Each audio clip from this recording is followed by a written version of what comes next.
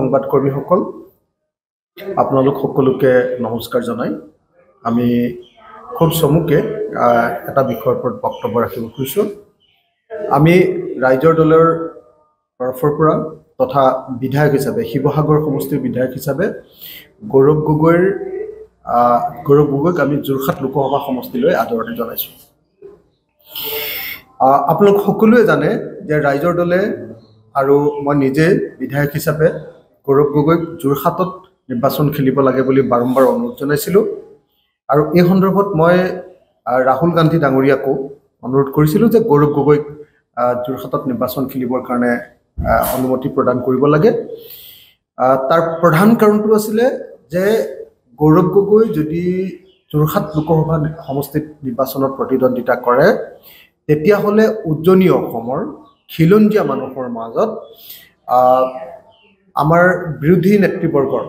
বিৰোধীসকলৰ যি গুৰুত্বপূৰ্ণ ভূমিকা সেই ভূমিকাটো আমি ৰূপায়ণ কৰিব পাৰিম আজিৰ দিনটোত গৌৰৱ গগৈ যোৰহাট লোকসভা সমষ্টিত প্ৰাৰ্থিত্ব প্ৰদান কৰাৰ কাৰণে মই কংগ্ৰেছ দলক ধন্যবাদ জনাইছো গৌৰৱ গগৈক আদৰণি জনাইছো আৰু ৰাইজৰ দলৰ সভাপতি আৰু মোৰ কাষতে আছে কাৰ্যকৰী সভাপতি গোবিন্দ চেতিয়া ফুকন আৰু যুৱ বাহিনীৰ আমাৰ কেন্দ্ৰীয় কমিটিৰ সম্পাদক আমি আটাইকেইজনে স্পষ্ট আৰু দৃঢ়ভাৱে ঘোষণা কৰিছো যে ৰাইজৰ দলে যোৰহাট লোকসভা সমষ্টিত গৌৰৱ গগৈক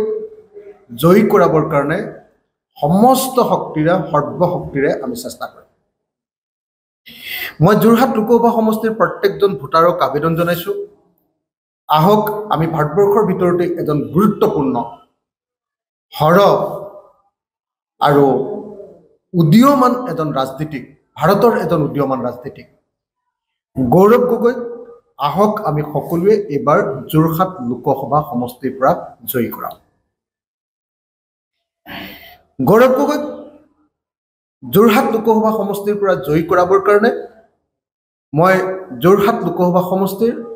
প্ৰত্যেকজন নাগৰিকক বিনম্ৰভাৱে অনুৰোধ জনাইছো ৰাইজৰ দলৰ প্ৰত্যেকজন কৰ্মকৰ্তাক অনুৰোধ জনাইছো ৰাইজৰ দলৰ কৰ্মকৰ্তা মানে তেওঁ যদি যোৰহাট বিধানসভা সমষ্টিৰ হয় তিতাবৰ বিধানসভা সমষ্টিৰ হয় আমাৰ মাজুলী বিধানসভা সমষ্টি হওক মৰিয়নি বিধানসভা সমষ্টি হওক টিয়ক বিধানসভা সমষ্টি হওক কি কয় আপোনাৰ আমগুৰি বিধানসভা সমষ্টিৰ হওক পূৰ্বৰ আমগুৰি বিধানসভা সমষ্টি নাজিৰা বিধানসভা সমষ্টি শিৱসাগৰ বিধানসভা সমষ্টি থাউৰা বিধানসভা সমষ্টি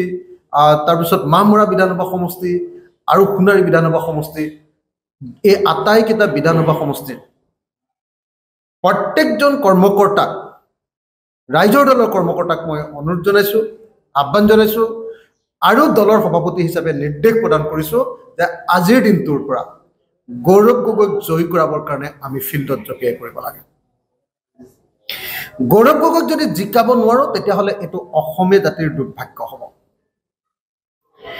ভাৰতৰ সংসদৰ বিৰোধী দলবিলাকৰ আটাইতকৈ সক্ৰিয় বিধায়ক সমগ্ৰ ভাৰতৰ ভিতৰত এজন সক্ৰিয় বিধায়ক সক্ৰিয় সাংসদ সক্ৰিয় এমপি গৌৰৱ গগৈ আৰু তেওঁৰ বিপৰীতে বিজেপিৰ যিজন এমপি সেই বিজেপিৰ এমপিজন হ'ল